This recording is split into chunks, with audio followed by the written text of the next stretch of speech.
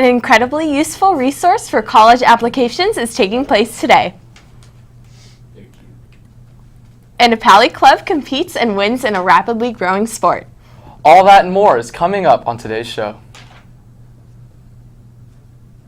Welcome to InFocus. I'm Stella Essenmacher. And I'm Thomas Colburn. The campus is buzzing today with Spirit Week fun. But there's a lot more going on as well. Let's check today's campus bulletin.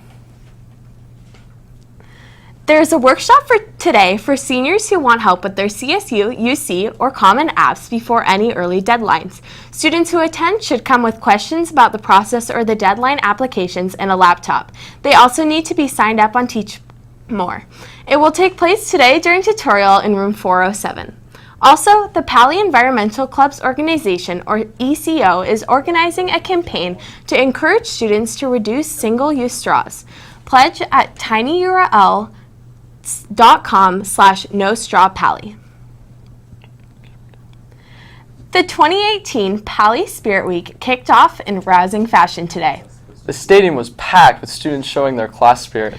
And as always, today's competitions were hard fought. Every day this week, we will be taking a look at the Spirit Week scores. After 1 week of competition, this is how it boils down.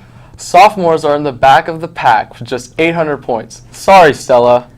That's okay, Thomas. The freshmen beat us and took in 1,000 points. Juniors scored 1,200 points. And it looks like your seniors are in first with 1,500 points. Woo! However, these totals will change once sportsmanship and cleanliness scores are added.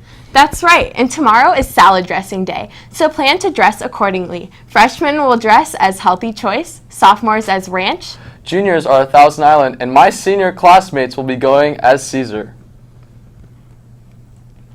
Now let's take a look at what's topping today's headlines. This is today's News Minute.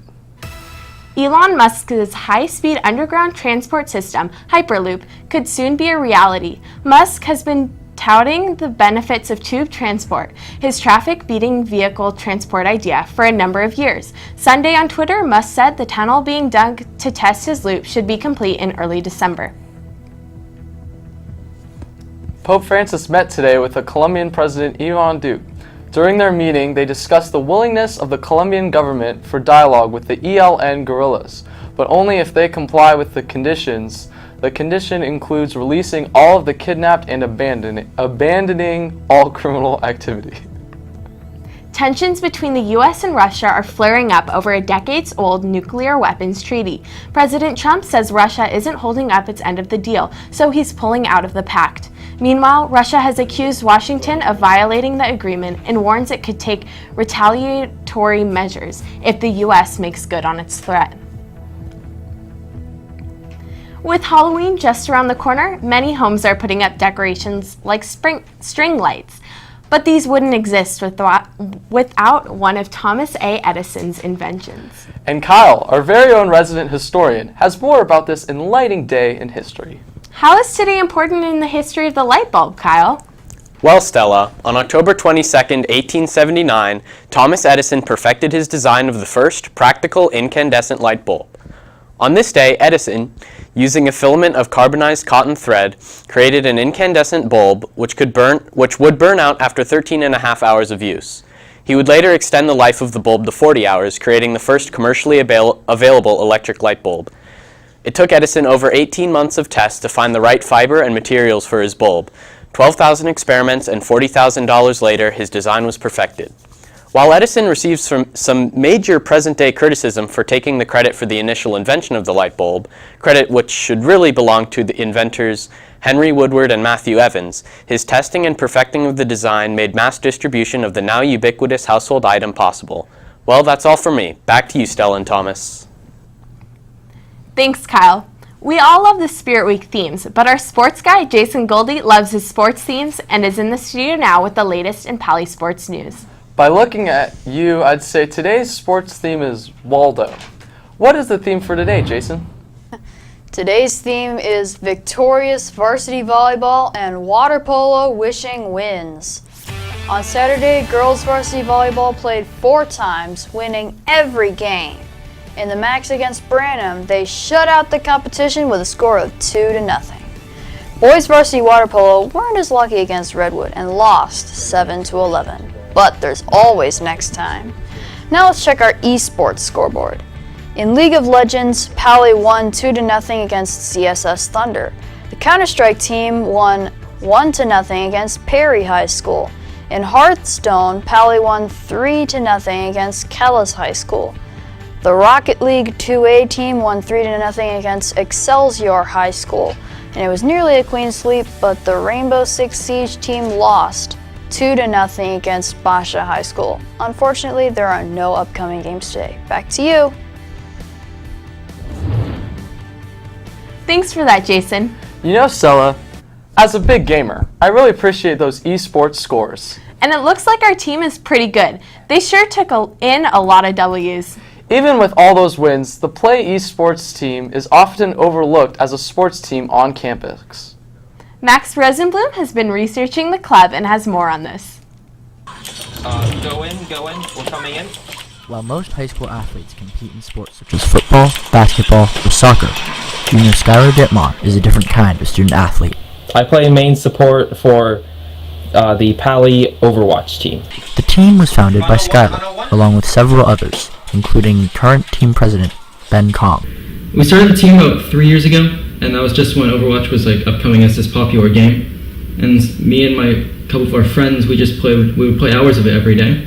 And so we decided, you know what, let's turn that time that we play into something real. So we decided to take the 6 most random people in Pally that we could find, and then just start competing. Overwatch players spend hours perfecting their game sense and reflexes. The key to success is teamwork. So one thing that makes a team good is that they can be organized, stay organized under pressure when things get chaotic. Well, for any team-based game or sport, every player needs to be a team player. You can have a team full of the best players in the game individually, but when they work together, if there's no coordination, then nothing gets done. The team has already scored their first major tournament win. It was the 2017 HSL winter season. Our roster at that time was not the greatest, so we didn't expect anything to come out of it, but somehow we were able to fight through it, and in the end we got the victory. For InFocus, I'm Max Rosenblum. Go in, we're coming in. While most high school athletes compete in sports such as football, Palo Alto because of the weather. One teacher used her talents to capture this. We'd like to thank Miss Wixom for sending today's daily pick our way. Today's pick shows the football field during the sunset. I'll be sure to look out for the sunset at the homecoming football game this Friday. And remember, anyone can send in a daily pick. Simply tweet it to us at Pally InFocus. Those sunset pics sure were beautiful, Thomas. How's today's weather looking?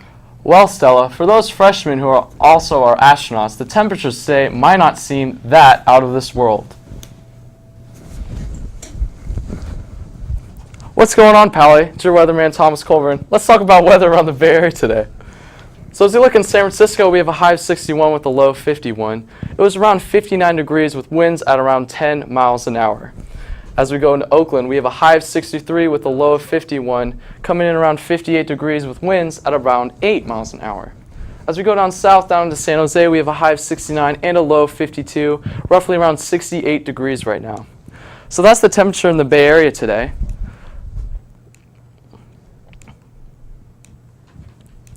So as we go into Palo Alto, we have a high of 62. Actually, the high of 65 with a low of 51. Winds at around 7 miles an hour, humidity at around 66%. And as we look at Tuesday and Wednesday, we have a high of 68, a low of 52, high of 71, and a low of 53. So as we look at the rest of the week, we have around highs of mid-70s and high 70s. And as we go down to the lows, we have low 50s and around high 50s. And that is all for weather today. Thanks, Thomas. That was really interesting. Well, that does it for today's episode. Be sure to visit our website to check out old episodes, check the bulletin, or to send us an email. Until next time, have a great day, Pally.